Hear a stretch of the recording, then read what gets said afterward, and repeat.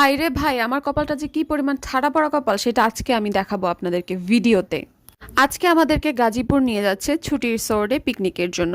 তো প্রথমত আপনারা দেখলেন ওয়েদারটা কি পরিমাণ গ্লুমি একটা ওয়েদার। লাস্ট 2-3 দিন যাবত এত বেশি ঠান্ডা পড়ছে, এত বেশি শীত পড়ছে যে ওয়েদারের কথা নাই বলি। যাই হোক, মেনে নিলাম। হ্যাঁ, পরে কি হলো, আমরা যে গাড়িতে উঠলাম সেই গাড়িতে আমার 2টা ফ্রেন্ড উঠতে পারলো না, মানে আমার আত্মার 2টা ফ্রেন্ড উঠতে পারলো না। ওরা চলে গেল অন্য গাড়িতে, মানে ওদের সিট অন্য গাড়িতে পড়ছে। মানে কি পরিমাণ একটা ঠাড়া পড়া কপাল হইলে মানে ফ্রেন্ডরাও আলাদা হয়ে যায় বাসের মধ্যে থেকে। যে খাবারগুলো দেখালাম ওগুলো আমাদেরকে বাসের মধ্যে সকালবেলা খেতে দিছিল। অ্যান্ড বাইরের ওয়েদারটা একটু দেখাই, জাস্ট লুক কি পরিমাণ ঠান্ডা and কুয়াশা পড়ছে। আর মনটা তখনই খারাপ হয়ে গেল যখন বুঝতে পারলাম যে রিসর্টে গিয়ে আমি সুইমিং পুলে নামতে পারবো না ভাই।